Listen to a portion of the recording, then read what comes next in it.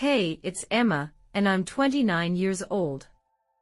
5 years ago, I married the most beautiful person I have ever met, James. He's such a kind and compassionate goofball, who makes me feel amazing every day. Unfortunately, the same cannot be said for his mother, Jessica, my mother-in-law. She, for some reason, has always had it out for me since day one. And I get it, that's her precious baby boy, and she doesn't want to see him get hurt. She's just interested in protecting his best interests, but I genuinely do believe that she takes things overboard sometimes. She's the type of person who does seemingly small and innocently naive injustices to people, but in reality, she deliberately pushes your buttons and gets on your nerves to make you seem like you're the crazy one. I know we all know someone like that in our lives. Unfortunately, I have to deal with this person because she's my mother-in-law. Anyhow, I was raised differently. I'm the type of person who calls people out on their nonsense, and I tend not to hold back. I think this is why James fell in love with my personality, because he's more of a quiet, soft-spoken person. And just like the saying goes, opposites do indeed attract. I studied a bit of psychology, so believe me when I say that I know that Jessica, my mother-in-law, has bad intentions. I think both of our domineering personalities clash, which is probably why she said this the first time I met her.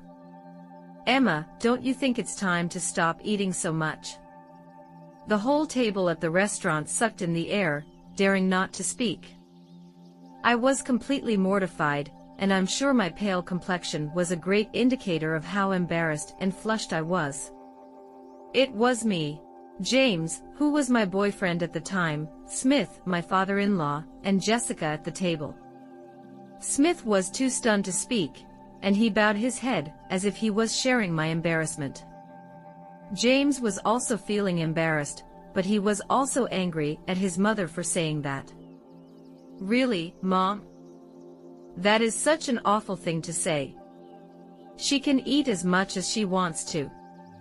Oh no, sweetie, I didn't mean any harm. I just wanted to look out for you. You know, I've noticed that you've been gaining a lot of weight.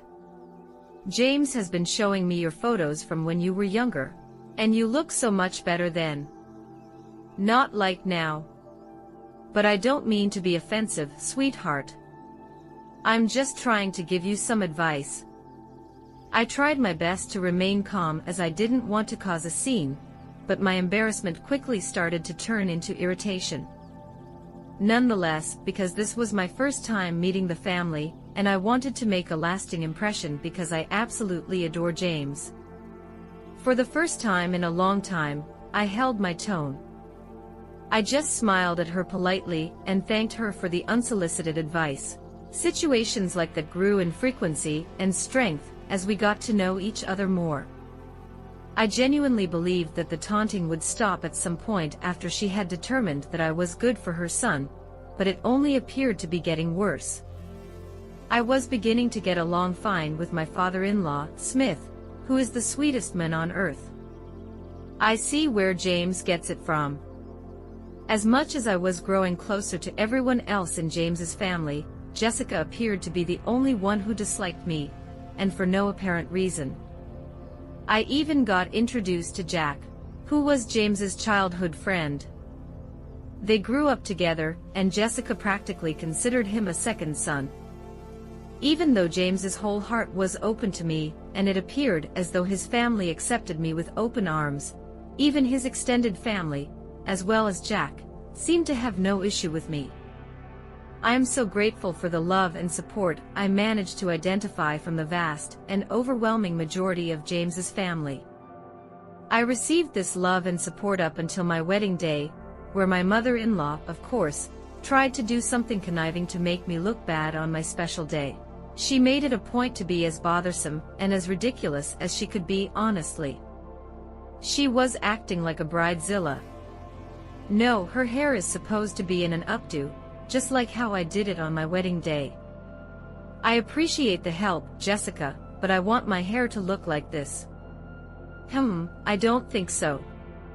You look so ugly, the bridal party gasped, but unfortunately, I was used to this, so it wasn't surprising. She quickly tried to rectify her mistake. Oh no, darling, no. I just mean that you can look so much better than you do now. And I would just like to say that I see a lot of myself in Emma. She is such a bright young woman, and even though I looked much better than she did at her age, I would like to say that she is beautiful in her way.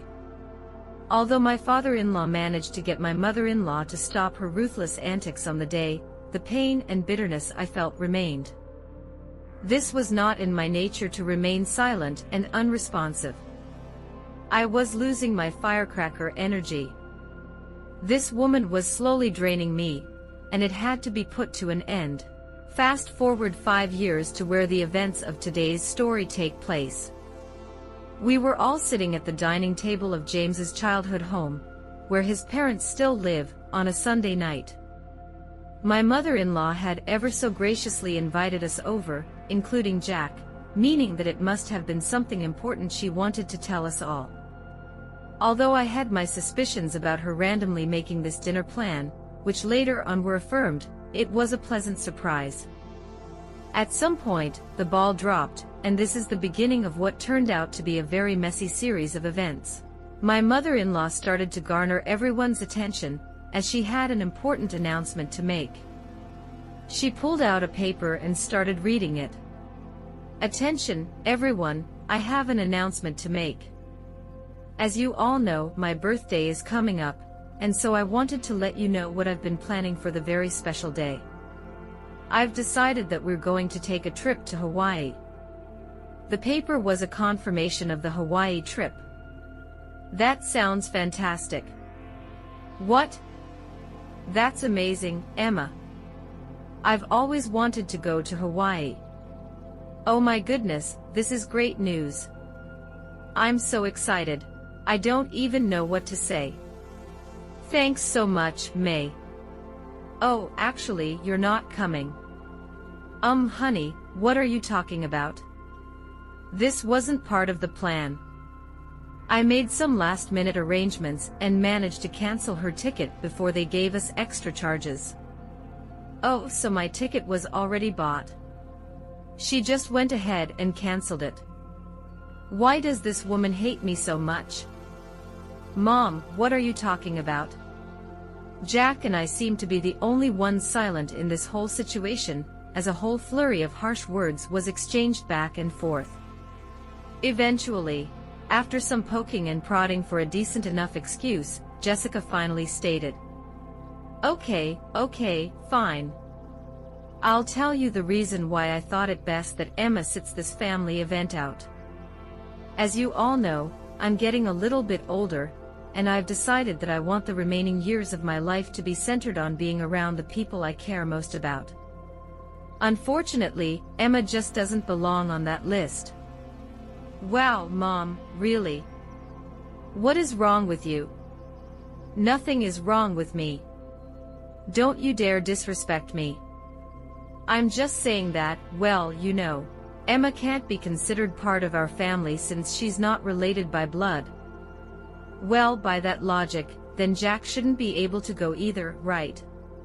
Since he isn't technically family, as you're stating. But we all know that's preposterous, and he is part of the family. And ever since James and Emma got married, that means she is part of the family. Well, obviously, with Jack, it's different.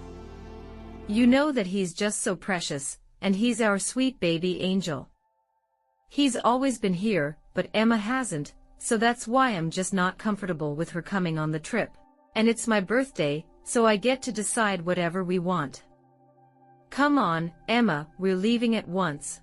No, the way that I firmly said no commanded all of the attention in the room, including my antagonist, who was trying to stifle a smile this entire time. But at that moment, she wiped it off her face. Jessica, you've made it clear since the beginning that you do not like me, and every day for the past 5 years, I have endured your insufferable behavior. You think we all don't see how you act. You think that we all don't notice that you're a narcissist. Little girl, you better watch the way you speak to me. You are in my house. And not for long, or not. I'm just about to leave, actually. But not before I say this. I turned to my loving husband, who was looking at his mother with angry eyes. Babe, I love you with my whole heart, and I have tried to endure this for such a long time, but I see now that your mother will never accept me into this family, no matter how hard I try, and no matter how many times I bite my tongue. You should go on this trip, you can't miss it. As much as your mother is crazy, she's still your mother, and you love her, and she loves you, so you have to go. Don't worry about me, I'll be fine. I then turned to my mother-in-law, whose mouth was agape because of what I just said. And as for you, unfortunately for you, I am in love with your son, and I am not going anywhere. You might think that you can push me away, but I will always be here, even when you go to Hawaii. You will always be thinking about me because, if I'm being honest, I think you're obsessed with me. How dare you? I should slap you right now. I'm not finished. You are obsessed with me. You're obsessed with tearing me down, and I cannot even imagine why when all I've done is shown you kindness and patience, even when you didn't deserve it. But enough is enough. You don't want me to go to Hawaii with you. Fine. You don't think I'm part of the family. Fine. But I will always be here, as long as I breathe. I will always be here for James, Smith, and even Jack, but never for you. At that moment, I realized that I finally shut her up. She left her mouth open as if she was searching for something to say, anything to say, but her mind wouldn't let her. Finally, I managed to keep her quiet. I said goodbye to the rest of the family members, kissed my husband on the cheek, and began to walk out. Let me drive you home at least. I can't let you take a cab. Please don't worry about me, babe. I love you and thank you so much for loving me, but I'll be fine. You have a trip to discuss. Okay, if you say you'll be fine, I'll believe you. Oh, don't forget your purse, he reminded me. My purse. I left it in the kitchen. Once I arrived at some point, though, Jessica went into the kitchen, I think to catch her breath after the whole situation. After being berated like that, I too would have done something similar. What do you want? Don't worry about me, sweetheart. I'm just here to collect my things. Well, make it quick. I want you out of my house. I can't believe you said those things to me. With that, she quickly stormed out, filled with so much anger that she didn't even want to see me out the door. At that moment, I scoffed at her ridiculousness and reached for my purse when I noticed a piece of paper next to it. My eyes glanced over it, and I noticed that it was Jessica's handwriting. I believed at the time that it must have been a piece of paper detailing the itinerary for the trip, because I was feeling slightly bitter about not going. I wanted to take a peek and see just how much fun I'd be missing out on. I grabbed it and began to read. Dearest Jack, you know that you have always been like a son to me, and you know that I love you dearly. Oh, so this is a letter to Jack. A bit strange, but I guess it's thoughtful. For some reason, my curious eyes began to delve further. The love and care you have shown for me throughout the years will never be forgotten. I hate to admit it, but even when it comes to my son, James, I feel as though the love we once shared is no longer there. Wait, what is she saying? She loves Jack more than she loves James. That simply couldn't be. I continued to read the paper, and with each new line, I got more astonished at what I was reading. I simply couldn't believe it. There was a lot to unpack, and even though it wasn't my place to read that letter, I'm really glad that I did. After reading the entirety of the letter, I began to pace in the kitchen, wondering what to do. And then it hit me, all of the people who needed to know about this letter's existence were all sitting in that room. If ever there was a time to act, it was now. I reread the letter one more time, just to make sure that I wasn't crazy and imagining things. And just as I thought, yep, it was the same thing I read the first time. I waltzed out into the dining room to meet only 3 pairs of eyes looking back at me.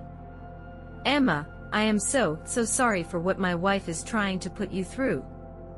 Don't worry one bit, you'll come with us to Hawaii. As long as I'm around, she's just in a funk right now, but don't worry, I'll convince her to change her mind. I don't know what's gotten into her recently, but don't worry, I will change her mind, as I said. Smith, please don't worry about me. As I said, I'm fine. I'm more than fine because I have found some interesting news that I need to share with everyone, and I especially need to share it with James. James and Jack's ears perked up. I saw the flash of worry that ran across James's face. Perhaps he thought that this was too much for me to handle, and that I wanted to ask for a divorce. Oftentimes, when I would complain about his mother to him, he'd agree with me and wonder how I managed to keep up with her nonsense for so long. I'd always tell him that it was because I loved him way too much to let him go, and that I'd go to hell and back for him. I noticed the Wicked Witch of the West wasn't around, so I asked, "Where is Jessica? She needs to be here for this too." "Oh, I mentioned earlier, she appears to be in a bit of a funk after you shouted at her. She said she got a mild headache and wanted to nurse it with a nap upstairs. She won't be down for a while, you know how she gets about her beauty sleep." I was all too familiar with Jessica's awkward and unnecessary routines and regimes that would often inconvenience others. "I have an irritation, this is just really important. She has to be here." "It's okay, Emma, you can tell us, and we'll inform her when she wakes up." I hesitated, considering the information that I knew. I wanted to see the redness on her face from embarrassment. "I think you should just go ahead and tell us, sweetie, it's okay. And you know, James has anxiety. It would be bad to keep him waiting," Smith urged. That was true, James's anxiety got really bad at times, and I could see him begin to fidget from the anticipation. "Okay, fine. I'll show you guys what I found." When I was in the kitchen collecting my purse and getting ready to leave, I found something interesting that I think you all need to know about. I pulled out the paper I found and began to read it. It reads, "Dearest Jack, you know that you have always been like a son to me, and you know that I love you dearly. And the love and care you have shown for me throughout the years will never be forgotten. I hate to admit it, but even when it comes to my son James, I feel as though the love we once shared is no longer there." What is she saying? What is this? I continued reading. "James, I just don't see eye to eye like we used to, and honestly, I think it's because of Emma. Ever since he married that girl, he no longer has time for me.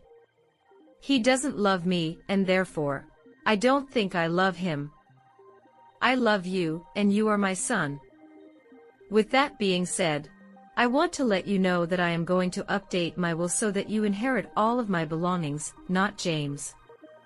I know it might hurt him, but honestly, at this point, I don't care. It's that wretched Emma girl. She's the one who has poisoned my love for him. I hope you receive this letter well. The reason why I didn't want to approach you about it in person is that, and it pains me to admit this, I couldn't risk seeing the rejection on your face.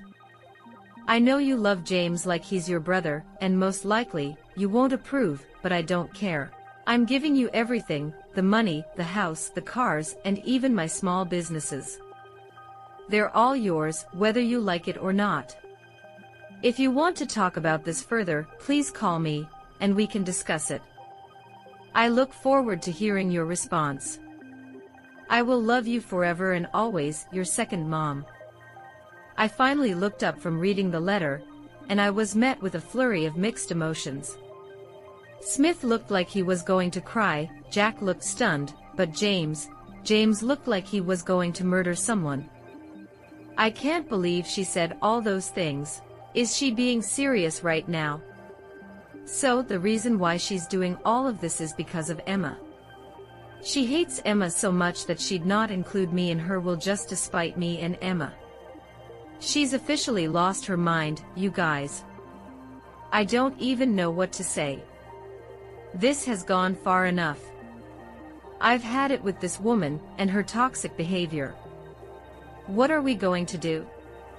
At that moment, I had an idea. 1 week had gone by, and it was time for the designated Hawaii trip. Jessica woke up and found a letter from her husband on her bedside table. It read, "Good morning, gorgeous.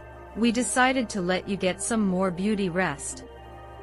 Don't worry, your bags have all been packed. Just find us at the airport." Jessica then got ready and headed to the airport, looking around frantically for the people with whom she was meant to go on this birthday trip. She tried calling them, but they all wouldn't answer. She assumed that they were already on the plane, and therefore couldn't answer her call. She rushed frantically and boarded her flight, hoping to just meet them once they landed in Hawaii. She endured the 12-hour flight, and once she landed, she video called Smith. "Hello, Smith, where the hell are you guys? I woke up late and saw your note, which was a cute idea if I hadn't woken up so late. I got to the airport and tried calling you guys, but none of you were responding. I just assumed that you already boarded, but it doesn't matter now because now we're in Hawaii. How amazing. Tell me where you are so we can meet up and let the festivities begin." "That won't be happening, Jessica." "What do you mean? Tell me where you are." "I'm home." "What? You heard me. I'm at home.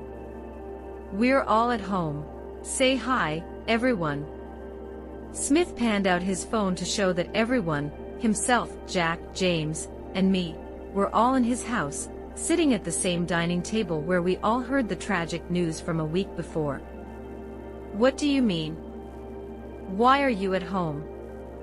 "You see, Jessica, Emma brought some interesting information to our attention a week ago, and ever since then, we decided that we'd much rather spend our time in boring old Florida with her than anywhere else with you." Jessica gasped. "You think we wouldn't find out?" "Find out what, my baby?" "Oh, don't you baby me. You were really going to cut me out of the will." "Mom, How did you even find out about that?" "Oh, that wretched girl that you hate so much. Emma found your stupid letter in the kitchen." "I don't know what you're talking about." Jessica, lying right now is only adding more nails to the coffin. "Jack, tell them. You've got to believe me. I did nothing of this sort." "We all read the letter, Jessica. The gig is up." But I didn't do anything. Emma is making everything up." "Oh, am I? You're so pathetic, it actually makes me sick. We all know what you said and what you tried to do. Thank God I was nosy enough to read the whole thing." "James, Smith, please." "I was nosy enough to read the whole thing." "James, Smith, please, no." "Jessica, enough is enough. You're done. You don't get to say anything else. You messed up big time. Your hatred has caused you to be blind. Now you have to suffer the consequences of being alone on your birthday because of what you've done. I hope you can use this time in Hawaii to reflect on your actions. But I'll be alone. It won't be fun. Maybe people would like to hang out with you more if you weren't such a raging witch. Have fun." And with that, Smith hung up the phone. We all let out a sigh of relief, and then I was the first person to start laughing. Eventually, James joined in, and before we knew it, we were all bursting with laughter and cackling at the dining table, just laughing at how crazy the situation was. The look on her face once she realized the gig was up was hilarious. Her face turned pale, all the blood drained from her face, and I could tell that that was the first time in a long time that she felt embarrassed. Jessica had to spend her vacation alone, oftentimes calling Smith to see if he, at least, would come and join her because canceling the reservations she made would be expensive. But every time, he kept denying it. He said that when she comes back, they were going to have to implement some ground rules that were to be followed if she still wanted to be married to him. Jessica began to be very apologetic and frantic, a complete 180 from how she normally acted, which was honestly surprising. James also mentioned that if Jessica still wanted to be in his life, she had to drastically change her attitude, otherwise, he was ready to walk out of her life forever. Their relationship is still rocky, and James said that if Jessica ever disrespected him again, even if it was the smallest snide remark she could make, he would cut her off completely, the same way that she was planning on cutting him off. As for Jack, he thought it best to stop being so nice to Jessica, as it was clearly enabling her toxic behavior.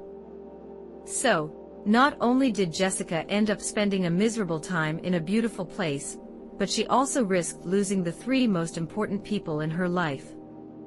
She now has very rocky relationships with all of them, and she has to change to be better.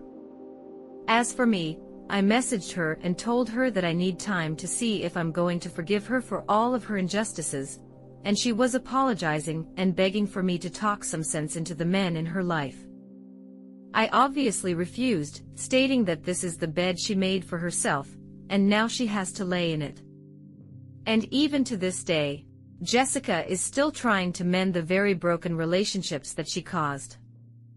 I just hope that she learned her lesson. Thanks for watching and see you in the next video.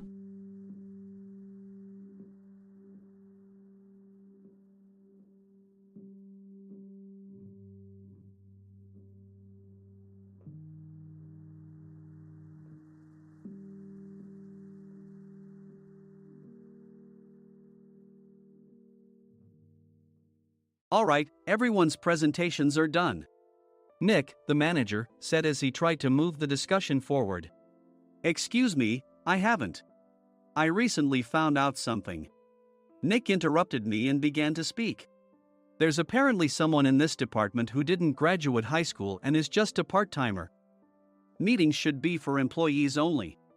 Absolutely right. His lackey, Mike, of course, agreed with Nick. I'm leaving. After leaving the meeting room, I started to shut down my computer. I noticed that an email had arrived, not in my personal inbox, but in the company's shared email. Thinking, there's no point in speaking up, no one will listen, I went home quietly. The next day, I heard a commotion from Nick's desk. He was staring at his computer screen, his face pale. Nick? Is something wrong? Mike looked at the screen with him. And he turned even paler than Nick. Why is he so angry? Knowing the reason for Mike's distress, I thought to myself, serves them right. My name is Adam. My mother passed away when I was in the 9th grade, and I was raised by my father. Well, you could hardly call it being raised. After my mother passed, my father changed. He drowned his sorrows in alcohol, and though he still went to work, he squandered our living expenses on horse racing. Because of that, I had to start working part-time as soon as I entered high school. Every month, I went to the convenience store with bills in hand that couldn't be auto-deducted from my father's account. Even though I endured it because I didn't want to be alone, I reached my limit in my second year of high school and dropped out. I found a live-in job at a distant inn. Thank you for everything. The day I left home, my father, still staring at the TV, spoke. Take care. That was our last conversation. Back then, 18 wasn't the age of majority, so I needed my father's permission to work, and I couldn't hide my place of employment. Yet, my father never visited me even once. I kept working just to survive, and before I knew it, I was 42. Years of hard work paid off, and I was transferred to the headquarters. I was thrilled to be recognized by the company, as I thought I'd be working in the field until retirement due to my lack of formal education. Listen up. Our work can change the future of our employees. Don't drag us down. On my first day after the transfer, Nick, dressed in an expensive suit, spoke sternly. There was a reason for this. Our inn was located in a prominent tourist destination, known so well that everyone in the state could sing its commercial jingle. At its peak, we had 5 locations within the state. But that was long ago.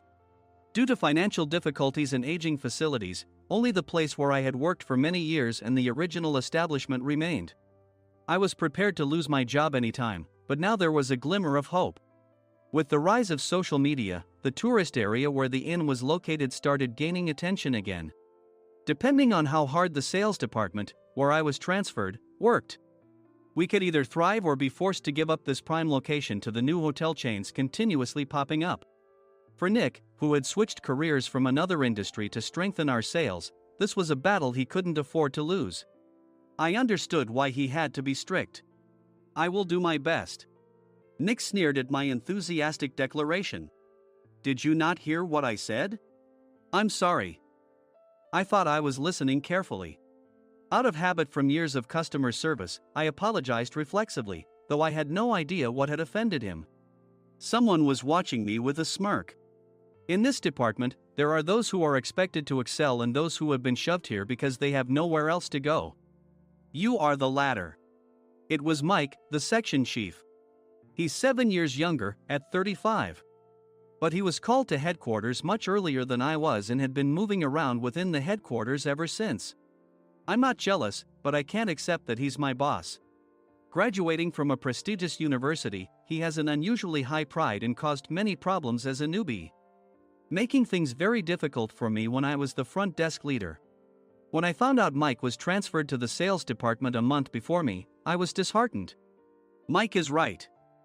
With just a middle school diploma, there's not much you can do. Don't even think about achieving results. As if I didn't exist, Nick remarked, I'm thirsty. Mike eagerly ran to the coffee maker. It seems Mike is Nick's lackey. I regretted being happy about my transfer to headquarters, wishing I had stayed on site forever. Send a direct mail to every company on this list by the end of the day. Nick only assigned me tasks that even a new graduate could handle. What? There are over 1,000 companies. You want me to send to all of them by today? Yes, if you and your fellow misfits split the work, even those with nowhere else to go should finish by today. I glanced at the employees typing away expressionlessly. They were worn out from customer service, only thinking about leaving on time, or were women reassigned after having children, with zero motivation for work. Even Sam, a new graduate from the same university as Mike, who was supposed to be among the expected achievers, had no enthusiasm for the job, having joined the company wanting to do customer service. I don't care what they say, I plan to quit anytime, he said.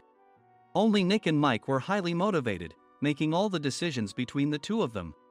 I originally only wanted to work at the inn to survive and had no particular attachment to this job. I swallowed my words, thinking I had no right to reprimand them. About a month after the transfer, Nick told us with a frustrated look. To commemorate the 50th anniversary, we've decided to create a plan exclusive for one group per day.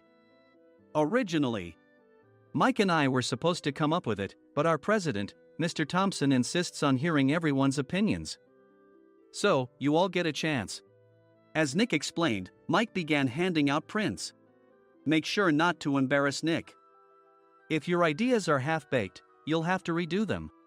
It seemed that they had printed his handwritten notes by Mr. Thompson, which included several questions and a section for free responses. It made sense why Nick had to seek our input, given that all responses had to be submitted to Mr. Thompson. We were given a week to think about it, and a meeting was scheduled to compile our ideas. My plan is to let guests enjoy both the old and modern America. Nick began the presentations. Guests would watch a master confectioner at a nearby traditional sweet shop make sweets in front of them.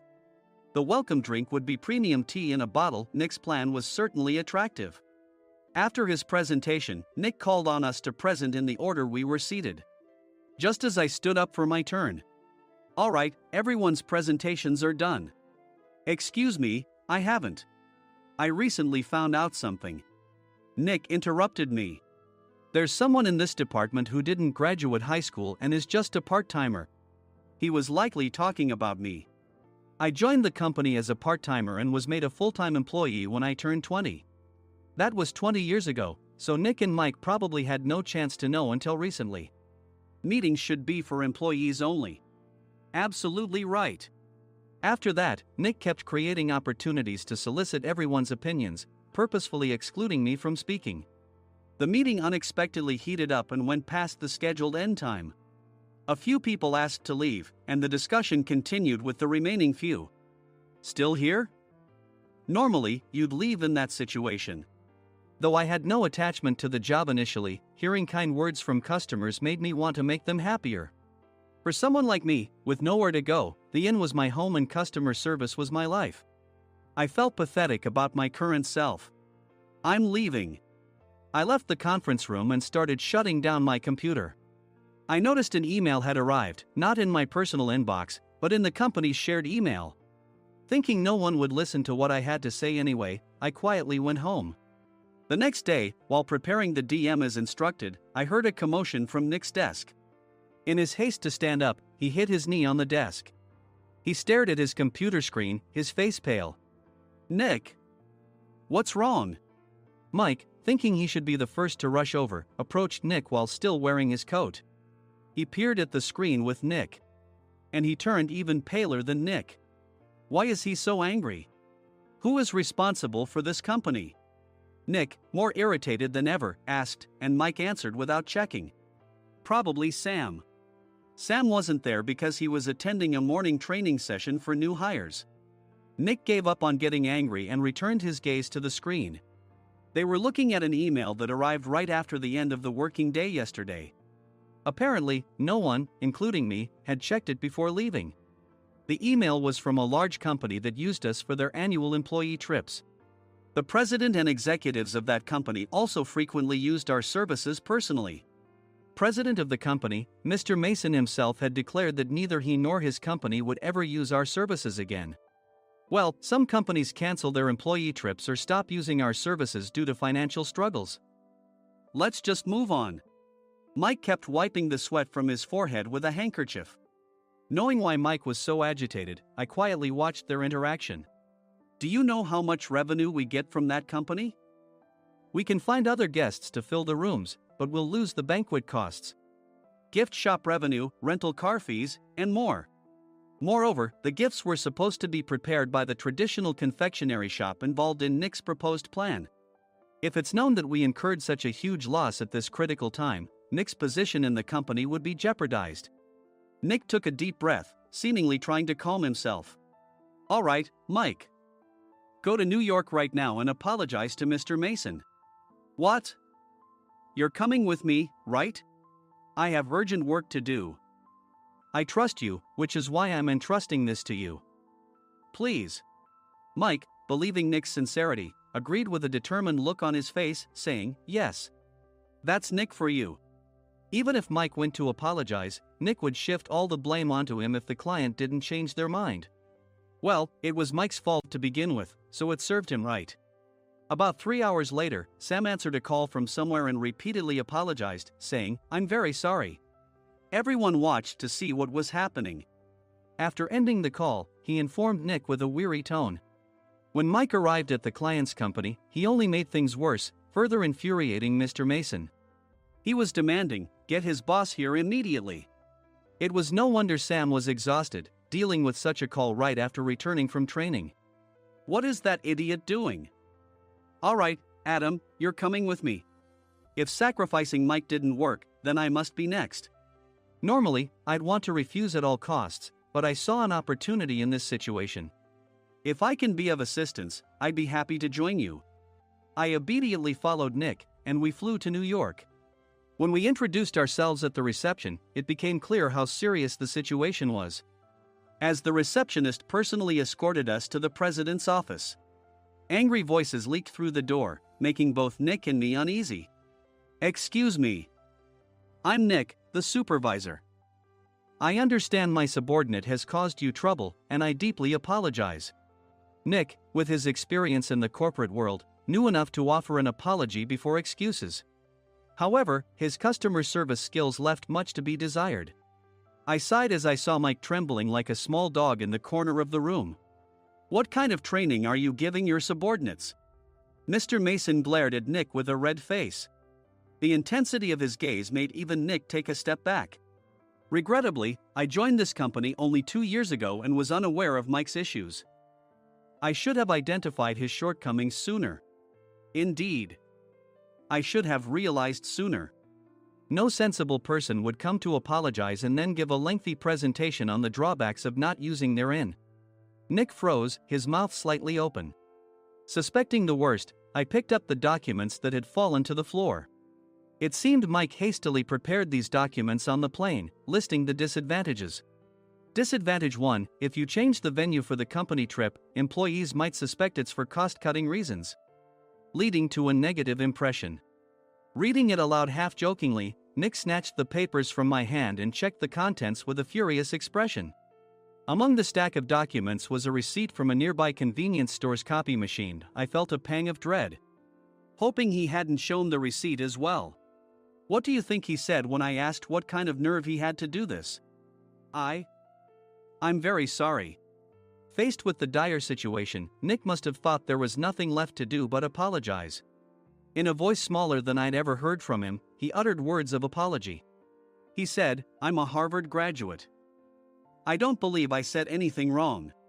"Mike, what have you done?" Forgetting his plan to pin the blame on Mike, Nick yelled loudly, even in front of Mr. Mason. "I didn't do anything wrong."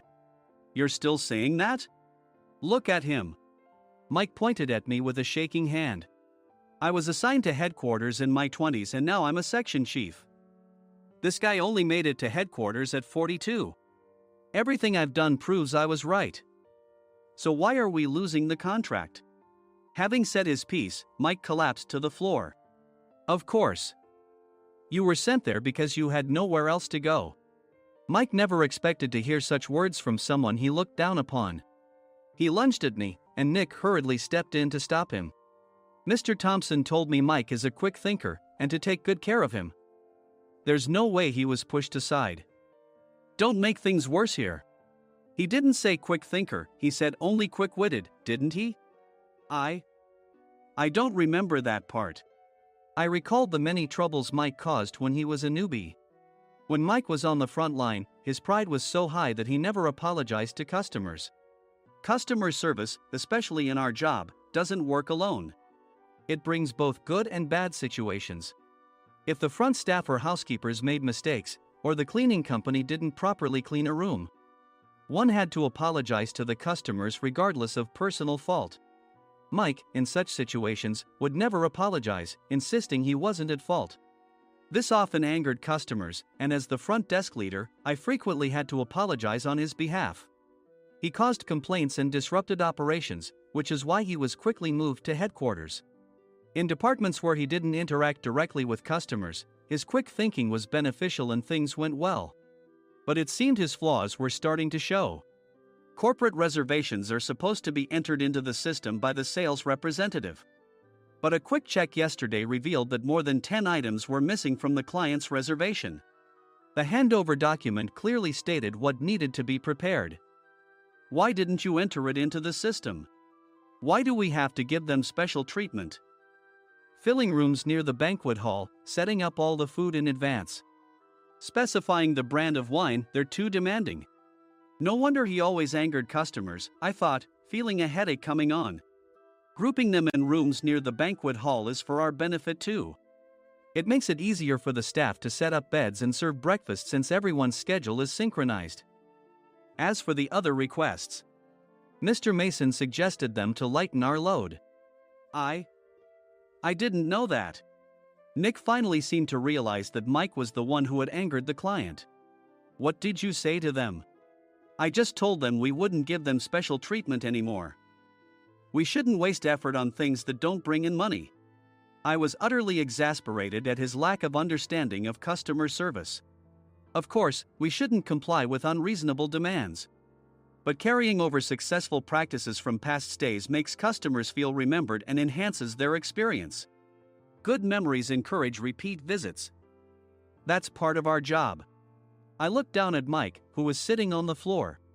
In our job, nothing is a waste. Mr. Thompson likely moved you to the sales department, hoping you'd finally understand this. How do you think he feels now that you've failed to meet his expectations? Mike, tears in his eyes, fled the president's office.